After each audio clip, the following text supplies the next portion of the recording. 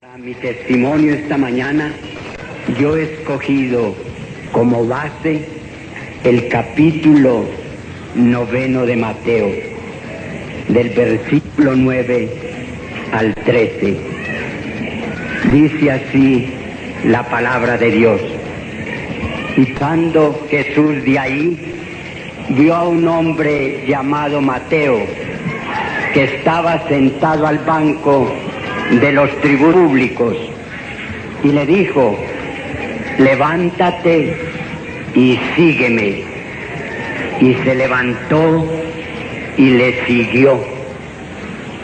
Y aconteció que estándole en la casa, en la mesa, he aquí que muchos publicanos y pecadores que habían venido se sentaron juntamente a la mesa con Jesús y sus discípulos. Al ver esto, los fariseos dijeron a los discípulos: ¿por qué come vuestro maestro con publicanos y con pecadores? Al oír esto, Jesús les dijo: los sanos no tienen necesidad de médico, sino los enfermos. Id pues y pregonad lo que significa: misericordia quiero y no sacrificio, porque no he venido a llamar a justos al arrepentimiento, sino a pecadores. Que el Señor añada bendiciones a su palabra en todos nuestros corazones en esta mañana de amor, en esta mañana de encuentro personal con Cristo.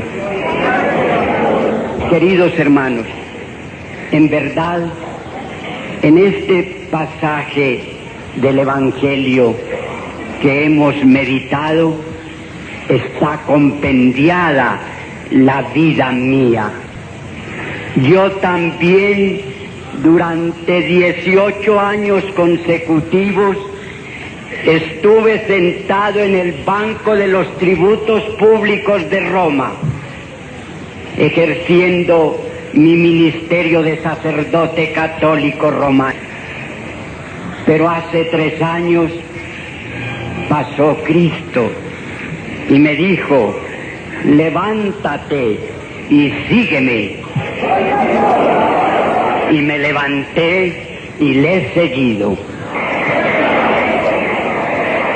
Por eso estoy esta mañana con vosotros, para dar fiel testimonio de esta maravilla de Dios. Como Él llama a sacerdotes, monjas, pecadores de cualquiera parte del mundo para que vengan a su servicio. Y como precisamente a mí, pecador, sacerdote romano, que llevaba idolatrías en el corazón, que perdonaba pecados, que hablaba de indulgencias, de un Cristo de yeso y de madera, de escapularios, de rosarios, Cristo vino a mí. Y de qué manera tan amorosa, tan profunda, tan exquisita y tan divina. Mirad, hermanos, cómo nací yo de nuevo. Yo nací en Medellín, Colombia, y a la edad de 11 años, mis padres, muy católicos, me entraron a un seminario. Y yo de niño rezaba y rezaba, conforme me habían enseñado a rezar, oraciones aprendidas de memoria, oraciones en libros. Hermanos, pero bien sabéis que rezar es repetir una cosa y otra sin sentirla. En cambio, orar es levantar el corazón a Dios con humildad y pedirle merced.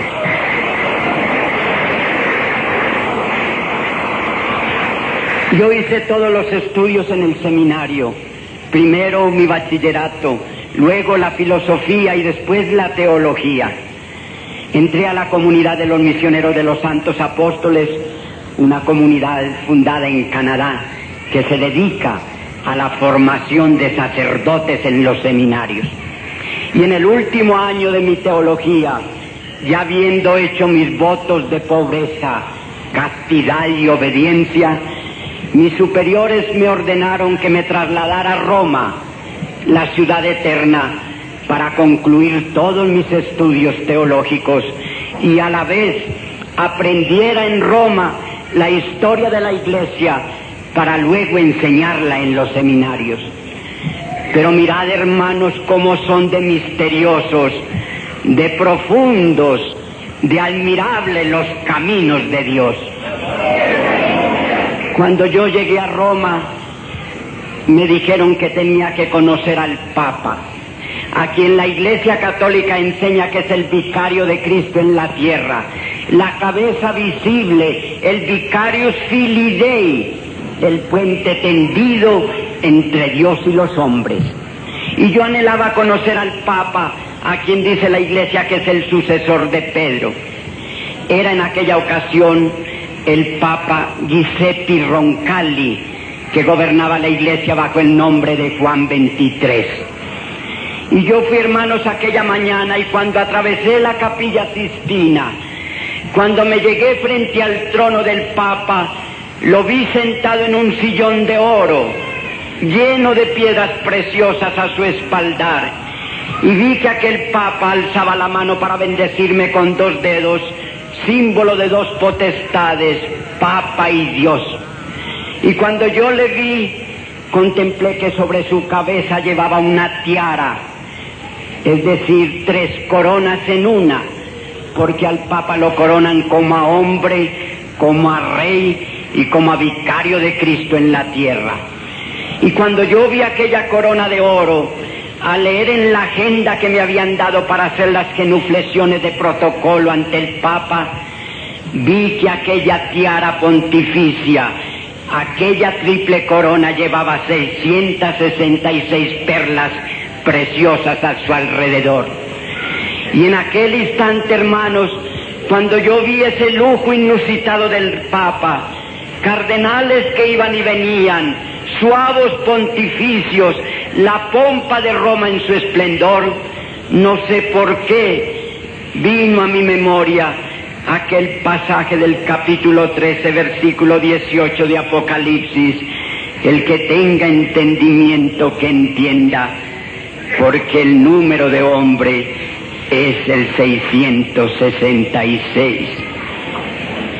Sin embargo, hermanos, yo me llegué al Papa, y al hacerlo, él me interrogó en latín, el idioma de la Iglesia Católica: «Unde venis, frater carissimi?» ¿De dónde vienes, hermano mío? Y yo le contesté: «De Colombia, patriam meam», de mi patria Colombia. Y al hacerlo, el Papa me estrechó contra su pecho, y sentí en ese instante el roce del Cristo de oro que pendía del pecho del Papa, también de una cadena de oro. Y cuando vi aquel lujo ante mí, cuando yo mismo palpé aquella pomposidad, recordé las palabras de la Escritura: las aves del campo tienen sus nidos, las raposas sus guaridas, y el Hijo del Hombre no tuvo una piedra donde descansar su cabeza. Hermanos, qué contraste tan grande para mí aquella mañana, contemplar con los ojos de la carne al Papa que se decía el representante de Cristo, y cerrando los ojos con los del alma, ver a Jesús de Nazaret, pobre, sencillo, que recorrió los caminos de Galilea haciendo el bien, sanando enfermos y llevando el consuelo de dolor a tanto pecador. Qué gran diferencia, hermanos, el Papa en medio del lujo, y Cristo, el Hijo de Dios que se humanó, que vino a servir, no a ser servido, en medio de la humildad y en medio del amor y la conformidad de su siglo. Sin embargo, hermanos, yo fui ordenado sacerdote al mes siguiente en Roma, y después de mi ordenación, los superiores, por santa obediencia, me destinaron a Medellín, Colombia, como coadjutor de la parroquia del Poblado, un barrio muy cerca a la ciudad. Y ahí empecé mi ministerio sacerdotal. Yo con 25 años, hermanos, empecé a sentir en lo profundo de mi corazón las espinas del dolor. ¿Sabéis por qué? Porque todos los días tenía que sentarme al confesionario a escuchar los pecados de la humanidad. Y a mí llegaban las madres de familia con esas cargas de problemas tan intensas. Madres que me decían: padre, mi esposo está en la cantina, se ha jugado todo lo del jornal de la semana, mis hijos tienen hambre, ¿qué hago, padrecito? Ayúdeme, por favor. Y yo, un sacerdote que había sido formado conforme a los mandamientos de hombre, a los cauces y canales de Roma, que no tenía a Cristo en mi corazón, mandaba a aquella pobre mujer que se arrodillara a los pies de la Virgen del Carmen, o de Santa Rosa de Lima, o de tantas estatuas que tiene la Iglesia Católica Romana. Y llegaban también los hombres y me decían: padre, he cometido tantos pecados, no llevo el pan a mi casa, el licor me embarga, las fiestas me llenan, me obsesionan, ayúdeme, padre. Y yo, hermanos, que tenía tanto en la cabeza de teología, pero nada de amor en el corazón, mandaba a aquel pobre hombre a los pies de San Antonio o de una estatua cualquiera a que implorara perdón. Pero lo más duro para mí, hermanos, era esto: cuando yo levantaba mi mano para perdonar pecados y decir: ego te absolvo a peccatis tuis, yo te absuelvo de todos los pecados porque yo tengo autoridad para hacerlo, yo sentía en el fondo de mi conciencia, en lo más profundo de mi corazón, como una voz misteriosa que me reprochaba, que me decía: ¿cómo tú, pecador, perdonas pecados a otros pecadores? Es que, hermanos míos, he ahí el gran error de la Iglesia. Nadie en este mundo tiene autoridad para perdonar pecados. Ni papa, ni sacerdote, ni pastores, ni nadie. El único que perdona los pecados es Cristo.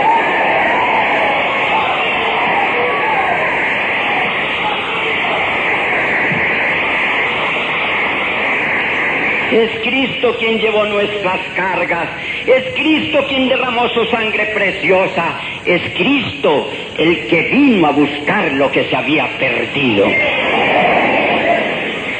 Hermanos, de Medellín yo fui destinado luego a la enseñanza en un seminario menor. Y hace 5 años los superiores, por santa obediencia, me trasladaron a Lima, el Perú, en calidad de vicerrector del seminario de Santo Toribio. Pero ahí, hermanos, empezó mi camino de Damasco. Al llegar al seminario, por la escasez de profesores, los superiores me nombraron a dar la clase de teología a los estudiantes de último año, a los que iban a ser ordenados. Y, hermanos, ahí tuve que ponerme en contacto directo con la palabra bendita de Dios.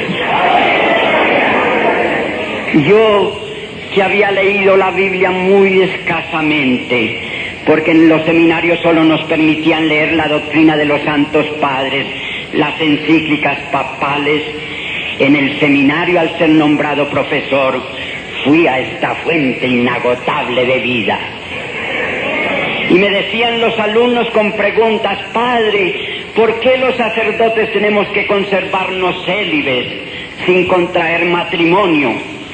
Y yo, hermanos, les decía: la Iglesia Católica nos dice que Jesús jamás contrajo matrimonio. Luego nosotros, sus imitadores, tenemos que ser célibes toda la vida. Pero iba la palabra de Dios, hermanos, y encontré todo lo contrario. Dice el Señor en su palabra: no es bueno que el hombre esté solo, hagámosle una compañera. Aún más, hermanos, dice el Señor, que el obispo sea marido de una sola mujer y de ejemplo en su hogar. Todavía más ahondé en la palabra y encontré aquel pasaje hermoso, profundo, cuando Cristo oró por la suegra de Pedro, que sufría de calenturas. Luego Pedro, el primer papa, quien la Iglesia atestigua que fue el primer papa, era casado. El matrimonio, hermanos, es la institución más bella creada por Dios para la cédula, para la procreación de la humanidad. Benditos los matrimonios donde reina Cristo, el fundador del matrimonio. Benditos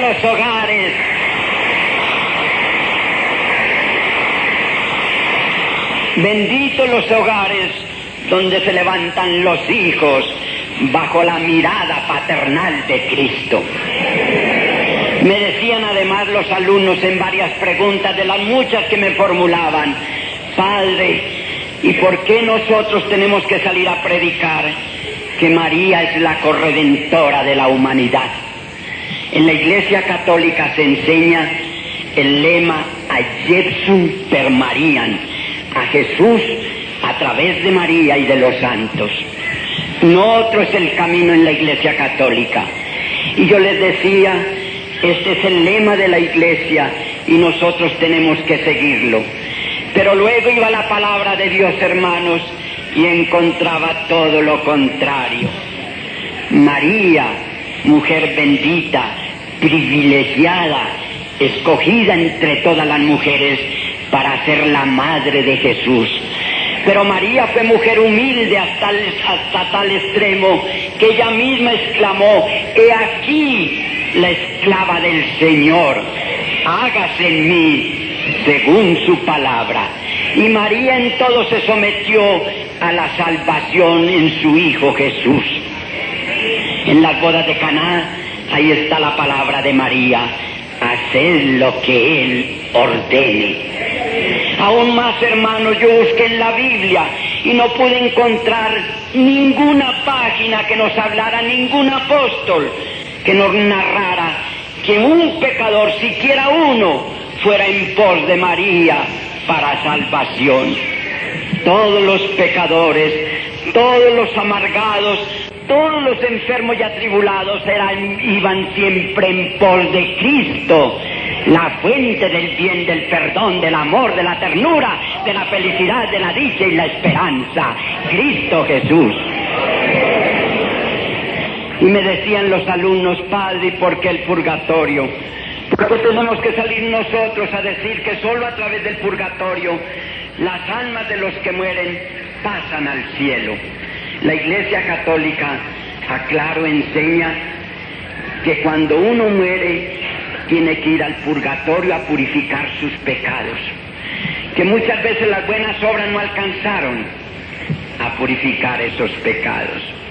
Hermanos, pero qué engaño tan grande cuando la Biblia no nos habla de purgatorio. Yo busqué en las páginas de la Biblia la palabra purgatorio y no la pude encontrar por ninguna parte. Encontré sí que Cristo nos habla de una gloria eterna, de una gloria donde será la felicidad por siglos y por siglos, pero también nos habla de un lugar de fuego y azufre donde es el crujir de dientes. Hermanos, y mirad cómo encontré yo al Señor. Fue un día 2 de noviembre hace 3 años en Lima. En ese día la Iglesia Católica lo destina a las almas del purgatorio. Y aquel día el superior me dijo: Padre José, hoy tienes que ir al cementerio con otros padres a cantar responsos y a sacar almas del purgatorio todo el día.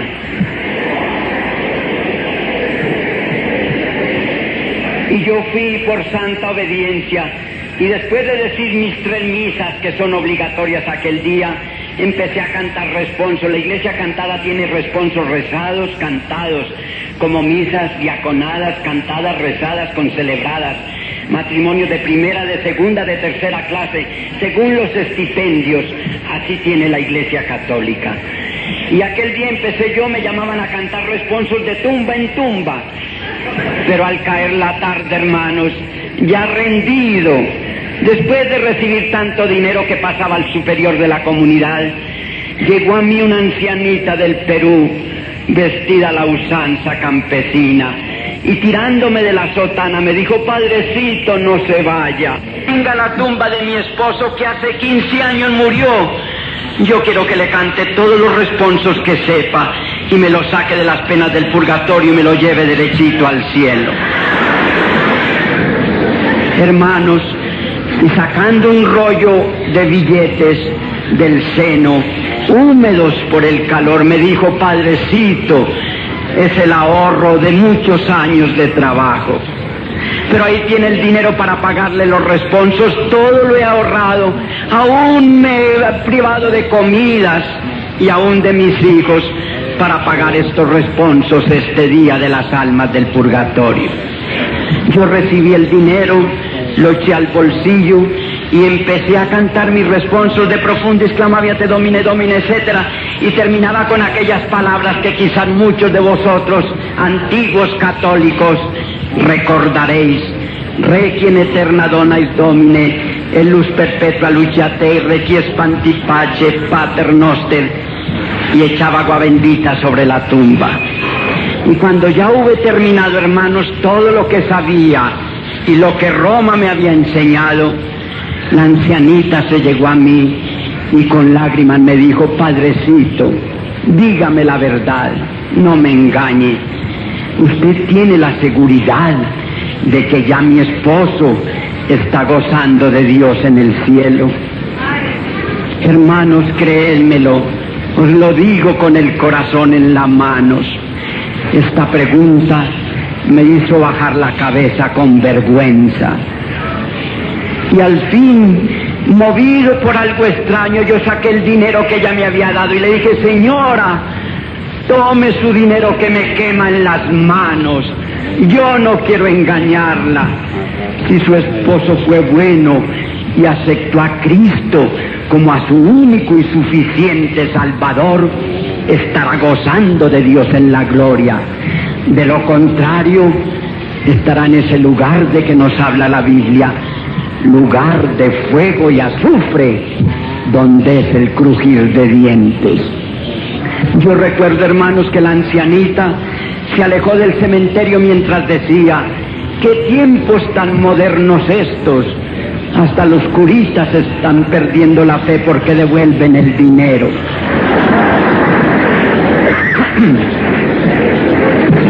Pero eran hermanos que ya Dios había hablado a mi corazón, había tocado mi vida y me decía que no engañara más las multitudes, que no predicara de purgatorios, que no predicara más de un Cristo de yeso de madera, que hablara de un evangelio que quiere decir buenas nuevas de salvación, de un Cristo que cambia el corazón del hombre, de un Cristo que no engaña a las multitudes, de un Cristo que vino a buscar los pecadores.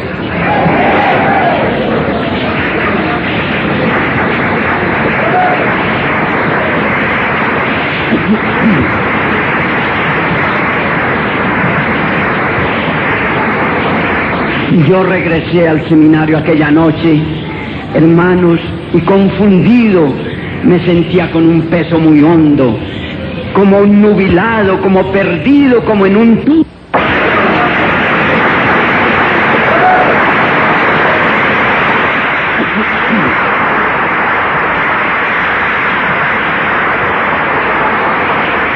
Yo regresé al seminario aquella noche, hermanos, y confundido me sentía con un peso muy hondo, como un nubilado, como perdido, como en un túnel, una oscuridad muy profunda. Pero a Dios aquella noche habló directa a mí, y a las 11 de la noche, como Nicodemus, yo busqué en un directorio telefónico al azar y encontré Iglesia Evangélica, calle Mariscal Miller, barrio Lince, y llamé por teléfono a esa hora. Y cuando llamé, contestó el pastor y le dije: pastor, soy un sacerdote católico romano atribulado, hay dudas muy fuertes en mí, me siento como perdido en esta vida, ayúdeme por favor, se lo suplico. Y aquel hombre me dijo: véngase y hablamos personalmente. Lima es una ciudad muy grande de 7 millones. Yo tomé un taxi y llegué a la dirección indicada. Cuando golpeé a las puertas de esa iglesia evangélica, el pastor, al abrirlas, me dijo: sabía que un pecador llegaría hoy a los pies de Jesucristo.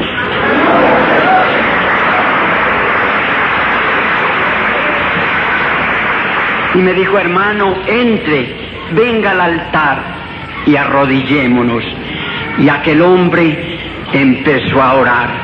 Hermanos, y créemelo, por primera vez en mi vida, yo también empecé a orar con palabras salidas de mi corazón.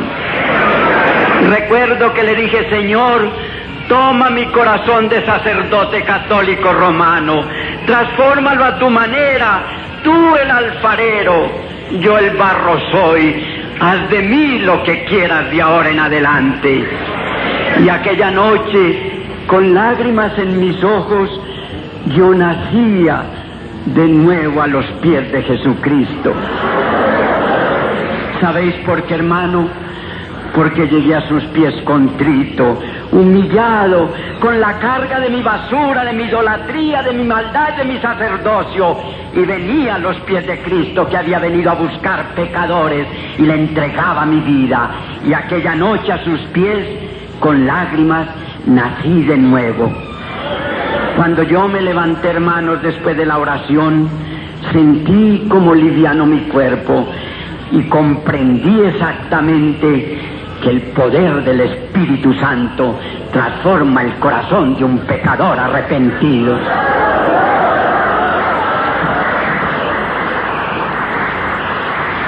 Se cumplió en mí, hermanos, la palabra, como dice el apóstol Pablo: las cosas viejas pasan, todo es hecho nuevo. Cuando el pecador, hermanos, viene a los pies de Cristo, todo lo viejo queda atrás. Cristo nos da esa nueva vida en Él por su sangre preciosa. Ya convertido al Señor, hermanos, yo fui al seminario y apenas tomé mis pequeñas posesiones, libros y algo de lo que tenía. Ni siquiera pedí un solo dinero a la comunidad. Por fe salí a los caminos del Señor a predicar este evangelio, estas buenas nuevas. La sangre de Cristo nos limpia de todo pecado. Él vino a buscar lo que se había perdido, y el arrepentimiento no es otra cosa que esto: venir uno tal cual es, con la carga, con el polvo del camino, con la miseria, a los pies de Cristo, el único que perdona y nos da vida nueva. A los 2 meses, hermanos, yo di el gran paso en la vida cristiana. Fui bautizado en las aguas. Y al mes siguiente yo recibí el bautizo del Espíritu Santo.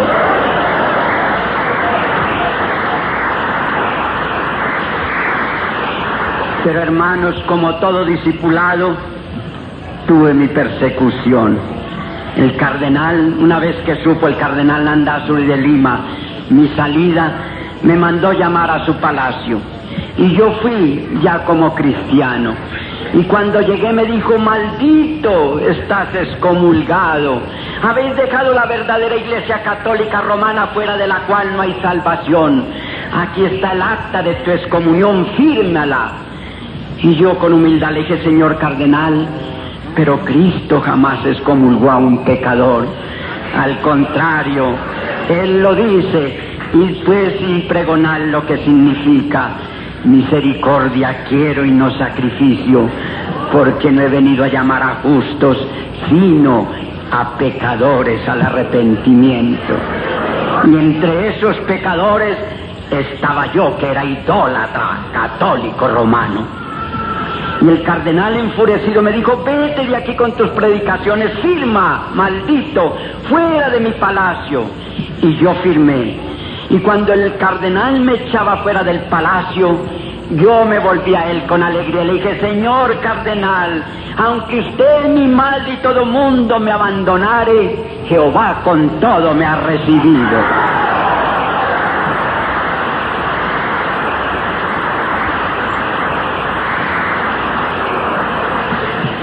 Hermanos, hace un mes yo recibí en Lima, estaba trabajando en algunas iglesias ayudando, iba a predicar mis testimonios, y en varias conferencias, sobre todo en el Seminario Evangélico de Lima.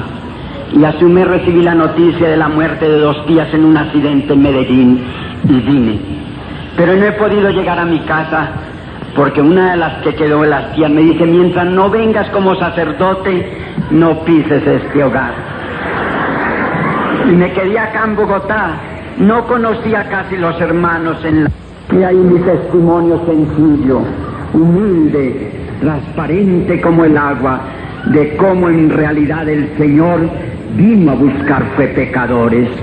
Yo soy un testimonio viviente de esa palabra de Cristo. Los sanos no tienen necesidad de médico. Yo era un enfermo del alma, nunca había experimentado lo que era el nuevo nacimiento, pero vine a los pies de Cristo y su sangre preciosa limpió mis pecados y hoy soy nueva criatura, obrero del Señor donde quiera que vaya.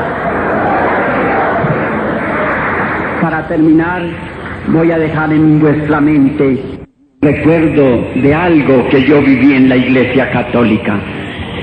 Hay en la Iglesia muchos santos que escribieron páginas amorosas sobre Cristo, páginas bellísimas, y una de ellas es la de Jerónimo, un gran doctor.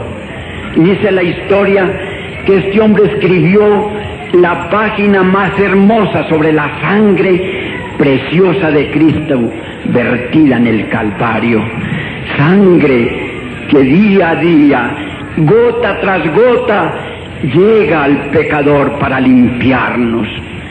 Y cuenta Jerónimo que un día en visión se le apareció el Señor y le dijo: Jerónimo, dame algo que no me has dado de tu vida. Y aquel hombre le dijo: Señor, pero si todo te he entregado, mi vida, mis suspiros, mi sangre, lo que soy, hasta mi pluma que ha escrito sobre tu sangre preciosa. Y el Señor le dijo: no, hay algo más que quiero de ti, dámelo, Jerónimo. Y el santo cayó en una meditación profunda y le dijo: Señor, tal vez necesitan más ayuno, más silicio, pero lo haré, consagraré mi vida en vigilia y en ayunos. Y el Señor le dijo: no, Jerónimo, hay algo que quiero más íntimo, más tuyo. Y al fin el santo le dijo: dime, Señor, ¿qué quieres para entregártelo ahora mismo todo? Y el Señor le dijo: Jerónimo, dame hasta tus pecados para convertirlos en amor. Yo sé que habéis comprendido mi metáfora esta mañana. El Señor también está aquí para deciros: hijo mío, dame tu vida llena de pecados, tal cual estás en este momento, con polvo, la basura del mundo. Entrégame todo, para con mi sangre morosa y roja limpiar esa vida en vida blanca y transformadora. Dame tu vida con pecados, dame tu corazón para transformarlo en amor. Tal vez esta mañana alguno de los hermanos que me escucha, católico como yo antes, también tenga el corazón lleno de amargura, de polvo, de idolatría, de maldad. Y el Señor a quien esta mañana os dice: hijo mío, dame ese corazón para transformarlo en amor. Inclinemos nuestros rostros y oremos. Padre Celestial, gracias, Señor, porque tu Hijo ha venido al mundo a buscar lo que se había perdido. Gracias, Señor, por esa sangre en el Calvario, sangre que nos limpia y nos purifica. Gracias, Señor, porque podemos venir a ti contritos y humillados a entregarte nuestra vida para que tú la transformes en amor verdadero. Gracias por tu Hijo Jesús, quien murió por nosotros en la cruz. Amén.